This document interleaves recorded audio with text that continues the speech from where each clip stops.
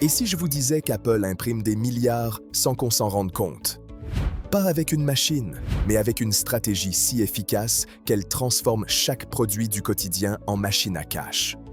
Aujourd'hui, Apple est la troisième entreprise la plus valorisée au monde et a généré environ 391 milliards de dollars de chiffre d'affaires sur l'exercice fiscal 2024. Mais ça, c'est le total des revenus. Si l'on soustrait leurs coûts, la recherche et développement, les salaires, les matériaux et la fabrication, il leur reste 93,7 milliards de dollars, soit une marge de 24%. D'où vient tout cet argent exactement? La source la plus importante et la plus évidente, ce sont les ventes de matériel. Historiquement, Apple a bâti tout son modèle sur la vente de produits grand public comme le Mac, l'iPod, l'iPhone, l'Apple Watch et les AirPods. Mais de très loin, le plus performant reste l'iPhone, qui représente environ 51% des revenus d'Apple. Viennent ensuite le Mac, 8%, l'iPad, 7%, puis une autre catégorie qu'Apple appelle « Wearables », Home and Accessories, qui inclut Apple Watch, AirPods et HomePod, pour 9% du chiffre d'affaires. Mais le matériel a un problème, atteindre la rentabilité. C'est une difficulté à laquelle presque toutes les entreprises grand public se heurtent. Beaucoup de produits sont vendus à prix coûtant, voire à perte. On trouve des exemples connus comme les consoles PlayStation et Xbox, les liseuses Kindle d'Amazon ou les imprimantes HP. Elles sont souvent proposées à des prix très bas, parfois à perte, pour casser la concurrence et élargir la base d'utilisateurs. Mais si ces entreprises ne gagnent pas d'argent sur le matériel, à quoi bon le vendre? Le profit arrive quand le client utilise le produit. Une PlayStation n'a aucun sens sans acheter quelques jeux. Un Kindle est l'appareil idéal pour acheter des e-books Amazon. Et une imprimante HP ne peut rien imprimer sans cartouche d'encre à environ 40 $. En vendant le matériel le moins cher possible, les entreprises capturent des clients qui seront ensuite obligés d'acheter des éléments très rentables, jusqu'à environ 70% de marge pour les cartouches HP. Apple a d'ailleurs fait quelque chose de similaire, mais à l'envers. En 2003, l'iTunes Music Store, pas rentable au départ, a servi à doper les ventes de l'iPod, alors produit le plus rentable d'Apple. iTunes est devenu rentable environ 3 ans plus tard. Ce principe du produit d'Apple, vendre à perte pour attirer le client, prouve à quel point le matériel grand public est impitoyable. Tim Cook l'a lui-même formulé en décrivant le génie stratégique de Steve Jobs. Dans une interview au Wall Street Journal, il expliquait « Steve était un PDG très différent. Il se concentrait sur les produits, et encore les produits. J'adorais cette vision, à une époque où tout le monde passait à un modèle Enterprise. Il voulait recentrer Apple sur le grand public. C'était brillant, parce qu'à l'époque, personne ne faisait ça.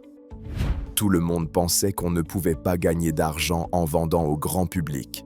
Et, pour beaucoup de fabricants de matériel informatique, c'était vrai. Il n'y avait pas grand-chose qui différenciait un compact d'un IBM, d'un HP ou d'un Dell. C'était des boîtes de technologie avec clavier et souris tournant sous Windows.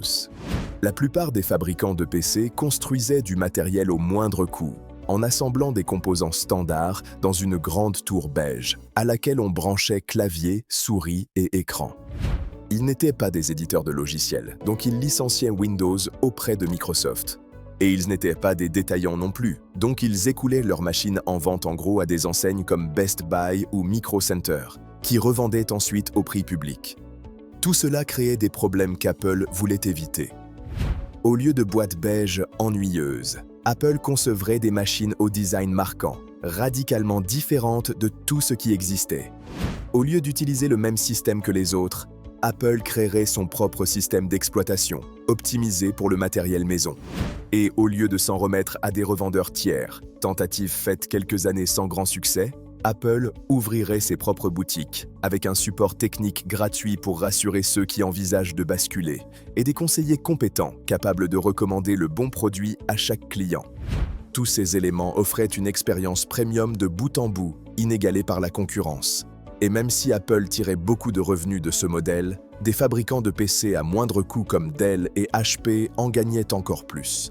Par exemple, en 2005, Apple a réalisé près de 14 milliards de dollars, tandis que Dell atteignait 49 milliards et HP 86 milliards.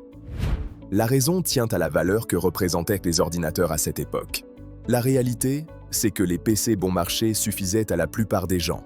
Ils pouvaient être bruyants, moches, parfois bogués et lents.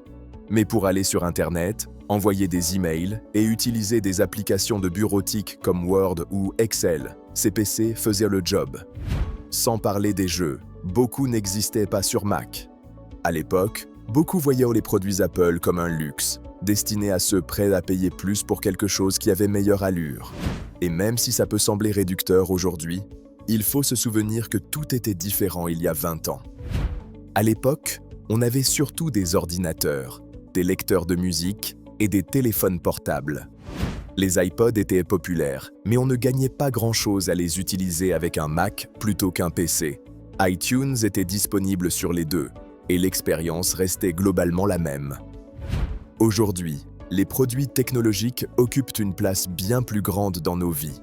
Entre nos montres, nos téléviseurs, nos tablettes et même nos voitures, si tout n'interagit pas bien, on se retrouve avec des frustrations toute la journée. D'où l'intérêt d'avoir un Apple TV, une Apple Watch, un iPhone et un MacBook. L'expérience est plus fluide, avec moins de couacs et d'incohérences.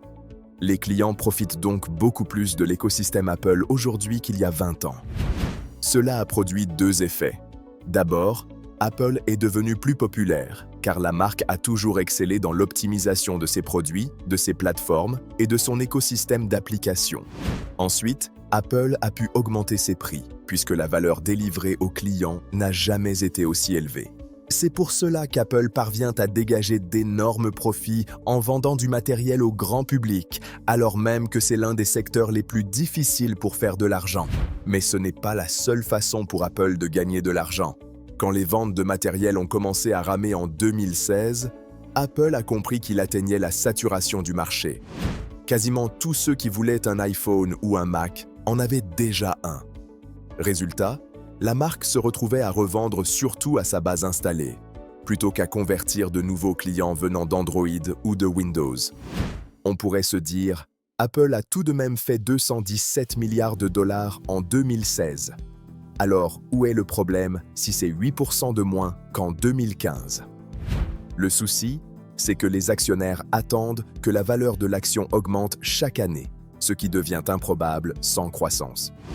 Tim Cook devait donc trouver un nouveau relais de revenus. La réponse est arrivée avec une vague de services dévoilés en 2019 et 2020.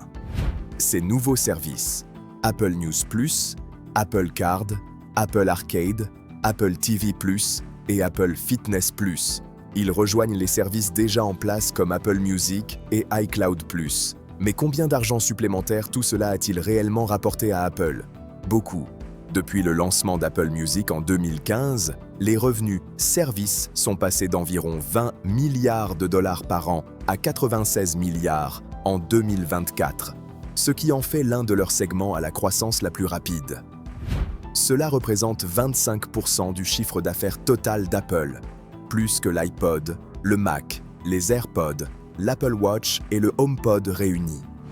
Mais le plus impressionnant, c'est la marge. On l'a dit, il est difficile de gagner de l'argent avec le matériel. À l'inverse, c'est beaucoup plus simple avec les services, parce que leurs coûts ne croissent pas de la même manière. Par exemple, qu'il y ait 100 000 ou 1 million d'utilisateurs d'Apple TV+, cela coûte à peu près la même chose à Apple pour fournir le service. Alors que fabriquer 1 million d'iPhone coûte environ 10 fois plus que d'en produire 100 000. Cette différence structurelle de coûts permet à Apple de dégager des marges bien plus élevées sur les services que sur le matériel. Autre levier, le verrouillage par l'écosystème.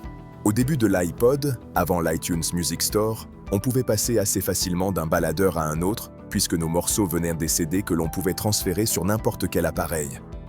Avec l'arrivée de l'iTunes Store, changement de logique. Quand on achetait un album sur iTunes, il était lié à l'iPod. Beaucoup ont donc hésité à basculer vers un concurrent comme le Zune de Microsoft, de peur de perdre une partie de leur bibliothèque. Aujourd'hui, le même principe s'applique à plusieurs services Apple. Apple News+, Fitness+, Apple Pay et Apple Arcade ne sont disponibles que sur des appareils Apple.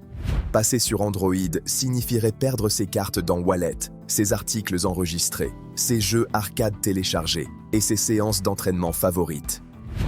Il y a aussi la logique de l'abonnement. Avant, quand on achetait de la musique sur iTunes, on payait une fois et on possédait le titre ou l'album à vie. Aujourd'hui, on ne possède plus, on loue. Pour garder ta bibliothèque sur Apple Music, tu dois payer chaque mois. Cette dépendance récurrente donne à Apple beaucoup de pouvoir, puisqu'aucune garantie n'existe que leurs services resteront abordables. L'exemple le plus parlant, c'est Apple TV+, lancé en 2019 à 4,99$ par mois, puis augmenté en 2022 de 40% à 6,99$, et de nouveau un an plus tard d'environ 43% à 9,99$. Des hausses du même genre ont touché Apple Music, Apple Arcade et Apple News+, et il y a de fortes chances que cela continue. Avec ce modèle par abonnement, Apple transforme des achats ponctuels en flux récurrents, et comme on l'a vu, les prix peuvent monter. Apple TV+ est passé de 4,99$ à 6,99$, puis 9,99$ par mois en 2 hausses successives. Et Apple Music, Apple Arcade ou Apple News+, ont eux aussi augmenté. Tendance qui a de bonnes chances de se poursuivre. Résultat, la catégorie services d'Apple n'a pas seulement dopé les revenus et largement accru les profits grâce à des marges bien supérieures au matériel. Elle a aussi renforcé le verrouillage des utilisateurs dans l'écosystème, tout en les exposant à des paiements mensuels sans fin. Pour Apple TV+, le prix a été fixé à 4,99$ par mois au lancement en 2019, puis relevé en 2020 et en 2022 de 40% à 6,99$, avant une nouvelle hausse d'environ 43% un an plus tard à 9,99$ par mois. Des augmentations comparables ont touché Apple Music, Apple Arcade et Apple News+, et il y a fort à parier que la courbe reste ascendante à l'avenir. Voilà d'où vient l'argent d'Apple et comment la marque parvient à en gagner autant. Merci d'avoir regardé jusqu'au bout et à la prochaine vidéo.